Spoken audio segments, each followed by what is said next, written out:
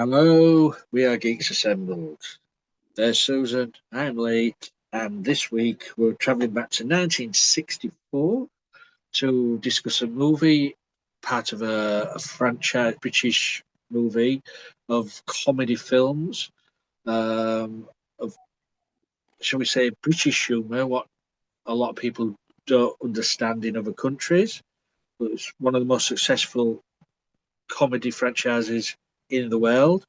This is On Cleo, with all the team having a romp on the River Nile. So it's a story, as it says to begin with, at the beginning of the credits, based on ideas by William Shakespeare. Um, Yeah, so, so you've got Marc Antony, you've got Cleopatra, you've got Julius Caesar, played by Sid James, Kenneth Williams, Amanda Barry. You've got a lot of just stars in this. Um, so Susan, I'll go over to you. This will be. Is this your? How many Carry On films have you seen? I've seen quite a few, but this is the first time I've seen this one, and um, it was hilarious. And the double act of Horsa and what's his name, sausages. I mean, like the and then they split them up. First of all, they're together in ancient Britain, and then they're like both have to go to Rome, and then they end up going across the Mediterranean to Alexandria, and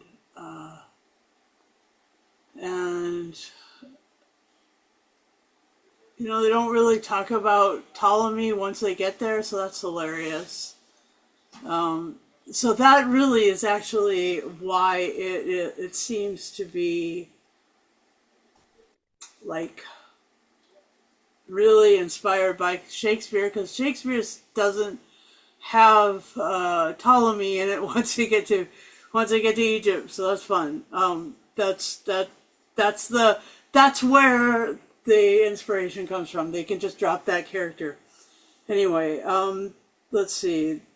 The funny like the funny thing happened on the way to the forum. Like that was great. Like the whole like Brutus and then Hengist Pod uh, saving the life of Caesar. Not really, but yeah, really, but yeah, it's just hilarious. It's he's and then they switch costumes uh to go to Egypt. I mean, and Cleopatra played by Amanda Berry, spending all of her time in the milk bath. I mean, Calpurnia being so jealous, played by Joan Sims. Oh my gosh. You know, she she was all like super fetching, like in the other Carry On movies that I've seen. But this one, she was like super jealous, and that was funny. That was really the humorous part of that. And then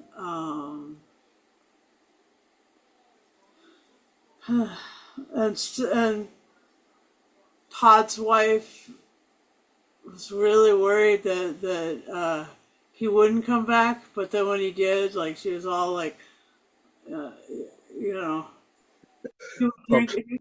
It was all that potion that Cleopatra gave him.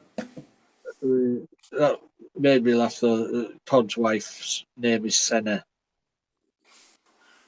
Senna Pod. It's all these little jokes like that.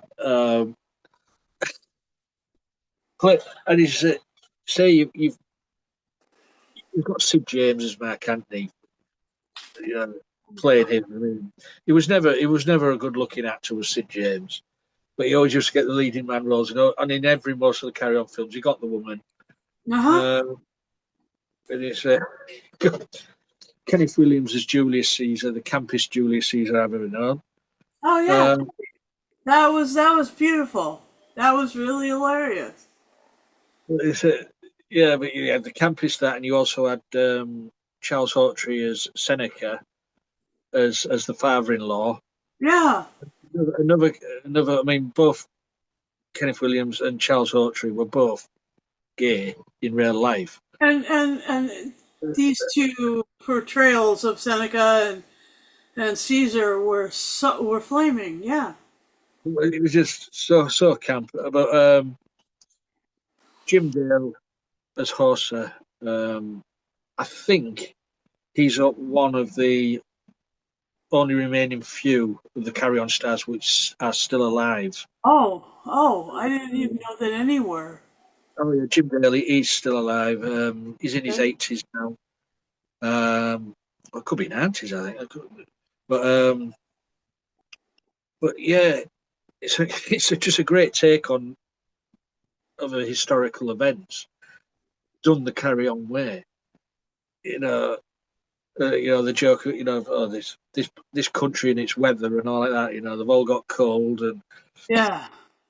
Britain's always known for rain, of course. But there's some other great stars in this. I'm just looking at the list. We've mentioned Kenneth Connor as Hengist Pod, the creator of the square wheel. Uh-huh. I'll go on my bike and get reinforcements. But yeah, but also you say you had you've mentioned Joan Sims. She was a stalwart of the Carry-Ons. And if you're as me and Susan are classic Doctor Who fans, Oh my gosh, yes. Trial of a Time Lord, she was in that. You got Gloria, Horse's girlfriend, played by Julie Stevens. Now, if you're a fan of the classic British The Avengers, she was in that as one of Steed's women, Venus Smith, in Yeah. the early years. Senna Pod, Hengist's wife, played by the brilliant Sheila Hancock. Yeah, and then like I was surprised like midway through the movie um John Pertwee shows up as a soothsayer. Soothsayer, yes. That was so freaking cool. I was like, that voice, all that face. Well, yeah, I mean, there's a lot of Doctor Who connections here. John Yeah, Sims, um, Sheila Hancock played Helena. John Pertwee, of course, we know what he played. Um, Victor Madden, who played the Sergeant Major, he was in Fury from the Deep. yeah, Who else have we got? Francis de Wolf, the captain of the ship. He was in Keys to Marinus. Um, you got Peter Gilmore as the galley master. He was in Frontios. It's just yeah. you could go down, down, down. Um, And we but just we just had we were just um also, listening to Tractator audio last week on the I mean, also as well, that's random, not random. when there was at the auction for bidding for the men, one of the bidders was Wanda Venom. Uh-huh. Benedict's mother, but also Doctor Who stalwart. She's been in it many a times. So there's a lot of names there. But going back to the film, what do you think to the sets and the costumes, Susan? Uh, Good old British. Well, Carry On, Peter Rogers and Gerald Thomas were well known for being quite stingy in making these films on the cheap. They used to pay the actors peanuts, Uh-huh. and also reuse sets and clothes from other movies and TV shows. Yeah. These costumes and sets were reused from Elizabeth Taylor's movie Cleopatra. Oh. Oh, very funny. Yeah, yeah, they used to make them really on the cheap. I mean, this budget for this one was about, I'm just looking here, about £165,000. Pound. That was the budget in 1964. So how much did it make? Doesn't say, Probably wouldn't.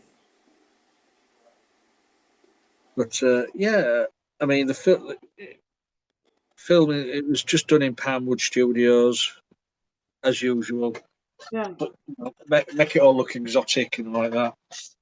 Um, of course, we get some actors. What they did Black Up I with know. the slave with his tongue cut out. But that was it. It's a film of its time. But for me, what gets it, I mean, when these films are shown on TV these days, they don't make any sense because they're edited out now because they think people are offended by them. It's humour. It's called comedy. But we're not allowed to have a sense of humour these days. Um, but so this is one of the best. I mean, out of what was it, 30 movies, something like that. Um, Cleo is up there in the top 10. Yeah, and the Carry On movies were as a series. None of them linked one to another. No, no, no. They were all different things. So the writing was like the writing about each sort of there's sort of stories told like a vignette of something that was more more Shakespearean, more. It was always more. There was something that was more that brought it together, but Yeah. uh, then it was made camp, made cheap, made funny, and you know and some of the things that were done ended up as part of comedy as I just the whole thing with Cleo being in the bath all the time that became a staple joke in British comedy, and it even made it manifested into the Hitchhiker's Guide to the Galaxy, where the Golga Frinchams uh, sh- uh, spaceship, the captain was always spending his time in the bath. Yeah. In fact, he just was, he was just getting a bath and then he was just going back to get another bath. And, that was very Cleo. And I now know, I can now see where that began because I couldn't quite figure out. Everybody knew how to wink at that, but like, it was because it was part of the humor, the comedy routinings of. Yeah, well, but also as well, I don't know from historical text or whatever. She apparently used to. I don't know how true it is. Used to bathe in. I think is it ass's milk. Yeah, well, Um, they all there were all different sorts of treatments that the pharaohs were, and even these Ptolemies were who were like Alexander the Great's descendants, not really part of the Egyptian legacy, but still, you know, they would still do the same things as the Egyptians. I mean, they had to. They were part of the culture then. And so, I mean, like the preservation of water and stuff was part of it. Even in Alexander, even in Cairo, even in Luxor, you know, they had baths, ritual baths, but they would be, you know, filled for a season and then dried for a season. But the joke is in this is that she never did get out of the bath. She did, but then she didn't. You know, it was like it wasn't something that she did willingly anyway, and that became part of British comedy. Like you kind of you see the nod in Absolutely Fabulous. That you see the nod to this in various things in Vampire Lovers and like all these things like women bathing in and never wanting to get out of the bath and then the captain of the Golden anyway, all that stuff is like it's a total thing, and it's nowhere in our culture. There's no in American comedy. There's nothing about spending any time in a bath. Oh, right. Well, I mean, like it just for me to be able to see it come from somewhere much earlier, in the 60s. Yeah. Yeah. So like that was part of it and fun, and it's really fun. Well, yeah, I never thought of it that way, but yeah. And I mean, Uh, y'all have a city called Bath, which is like if you were like, you know, part of that, you could go there and live in Bath in the bath in Bath. Bath in the bath. Yeah, I enjoy any Carry On really. It did the Carry Ons did start to lose it near the end of the franchise. It was, but the classic ones like this, you know, sometimes the jokes are so quick, it passes you by. But you Yeah, got to you got to true. watch carefully, and you know, with the Julius Caesar doing his friends, Romans, countrymen. Yes, I know.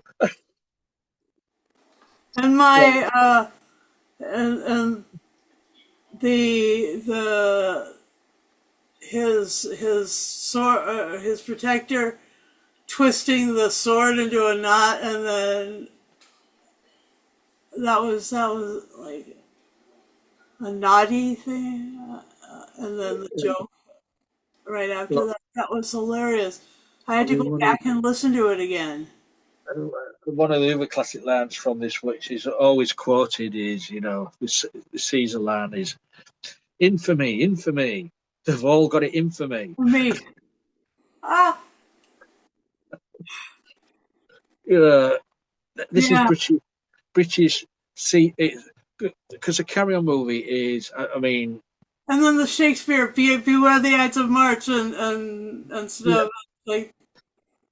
I've got a letter from you from so and so, and it sits on a stone tablet and drops on his foot. And other stuff, when Cleopatra's explaining how to kill Caesar, one bite from this snake, and it's gone. Oh yeah, I can see what you mean. But yeah, it's British seaside humour. With the old uh, postcard, the seaside postcard things in Britain with the old saucy jokes on them. That is what Carry On it is. Oh, Um, I didn't and know that. That's you know, you great. know, I mean, you mostly don't get them over there, but back in the day, he used to go to the seaside and he used to buy a postcard, but it was all on the front of it, there was a saucy little joke. So, seaside humour, stuff like that. And that's what sort of Carry On movie is. It's a little bit of sauce. Oh, yeah. And the other thing that was after all of the slaves had escaped out of the boat, there was Caesar and Hengist Pod and was it Calpurnia all rowing the ship into It was no, it was Marc Antony. it was Marc Antony. Okay, I thought that was just like hilarious because yeah, you'd raise a sail before you go down in the galley and row, row, row. Faster, faster. But yeah, it's we could have said we could have picked any Carry On, but we went for Cleo. I know we did. It's nearly 10 years ago. We did Carry On Screaming. Yeah, isn't this our 10th anniversary? Yeah. Happy 10th anniversary, Lee. And to you, Woo. last two standing. It's true. Oh my god. Yeah. Anything else about Carry On Cleo, Susan? Yeah, you could stick this onto the front of something about Egyptology or something like that. It it uh, it does have a funny enough premise that it could it could you know soften the hard edges of science. I think it's Really just suffered it. yeah, and I did like the whole talking about the aphrodisiac that they were talking about. First of all, it comes from Africa, right? Aphrodisiac. Then the other part of it was, oh, I had something like this in Spain once. All the Romans saying that, and Spain, the Spain Spanish fly, but it's just that was just so freaking perfect. Oh my gosh. Anyway, it was great. Yeah. The Vestal Virgins and the Eunuchs. And Oh my gosh, yes. what are you? I'm a eunuch. But yeah, it is what it's one of the best. Anything else before we go to final say? Oh, that's good. Okay, let's go. What would you say then about this? I give this. I would give this 9.5. Row, row out of 10. Oh, right. Like slaves in the galley out of 10. It was great. Um, I I will raise it to 10 because it's our 10th anniversary. So I needed to be able to do that whole maneuver there. If you see, uh, there is a magic when we come together to do podcasting, and Yeah, one of those things is convincing one another that something is better than we thought, or that it was it's worth it. worse than we thought, or just having something sort of sassy like what I just did to say. That's part of the magic too. Anyway, Right. So for me, Carry On Cleo. Um, I'm gonna give this. I'm going to give it 9 poisonous asps out of 10. It's good. There is a few what are better than this, so but it's still got the humour, the great, camaraderie in the cast. Um, it doesn't take itself seriously, and Right, people who watch it shouldn't take it seriously. right. You put your feet up, go out, enjoy it for what it is, humour, comedy. Uh, that's our little review of Carry On Cleo. Enjoyed it. It's been a while since I've seen it. It's been on your watch list for a while, hasn't it, Susan? It has been, and there's the other ones are, yeah, are also there. I've got quite a few that carry on that I haven't seen yet. So Oh, cool. At least we've done this one for you anyway. So, yeah, you guys, have you seen Karen Cleo? Because it's one of the ones what's always shown on TV in the UK. So you mostly have. Let us know what you thought of it. Leave a message on this video and let us know. Also, if you want to join us doing this, leave a message on this video or any other video you come across of ours. Just say, I would like to be on, but also you've got to be 18 and over, because that's our rule, and we don't like to break that one. Also, all you need is a microphone and camera on the device you use, and we'll try and get you on. Also, on the YouTube channel, if you click on the bell notification button, you'll get notified every time we put up a new video. So, is that it, Susan? yep, that's great. Now we're finished with this one. We're going to carry on. We're going to carry on buggering on, as the old phrase says. So until next time, guys, be seeing you.